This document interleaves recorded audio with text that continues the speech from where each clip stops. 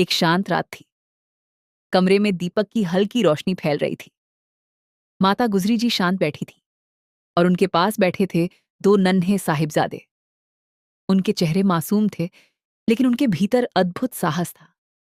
माताजी ने प्यार से उनके सिर पर हाथ रखा और उन्हें आशीर्वाद दिया।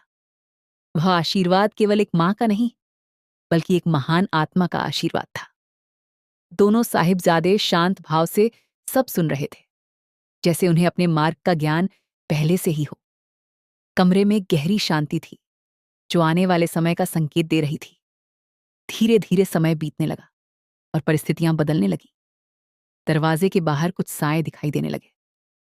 जालिमों के कदम पास आ रहे थे। दरवाजा खुला और सन्नाटा और गहरा हो गया। लेकिन दोनों साहिबजादे बिल्कुल निडर खड़े थे। उनके चेहरे पर डर नहीं, केवल विश्वास था। माता गुजरी जी ने उन्हें देखा। उनकी आंखों में गर्व था। दोनों साहिबजादे आगे बढ़े, शांत, स्थिर और साहसी। हर कदम के साथ उनकी महानता और भी बढ़ती जा रही थी।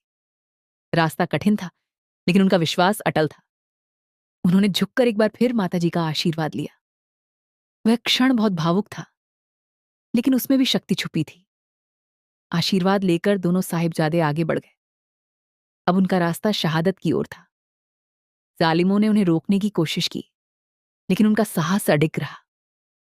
धीरे धीरे दीवार बनाई जाने लगी, लेकिन उनके चेहरों पर शांति बनी रही। उनकी आंखों में डर नहीं, केवल अटूट विश्वास था। दीवार ऊंची होती गई, लेकिन उनका हौसला कभी नहीं टूटा। वे अंत तक साहस और विश्वास के साथ खड़े रहे। और फिर एक दिव्य प्रकाश फैलने लगा, जैसे पूरी सृष्टि उनकी महानता को नमन कर रही हो। कुछ क्षणों बाद सब कुछ शांत हो गया। दीवार टूट चुकी थी और चारों ओर सन्नाटा था। दोनों साहिबजादे शहादत को प्राप्त हो चुके थे। उनके चेहरे पर वही शांति, वही निडरता थी। जालिम खड़े थे, लेकिन समय गवाह बन चुका था। यह केवल एक घटना नहीं थी, यह साहस की परिभाषा थी। यह हमें सिखाती है कि सच्चा विश्वास कभी नहीं हारता और सच्ची आस्था हमेशा अमर रहती है। वाहेगुरु जी का खालसा, वाहेगुरु जी की फातेह।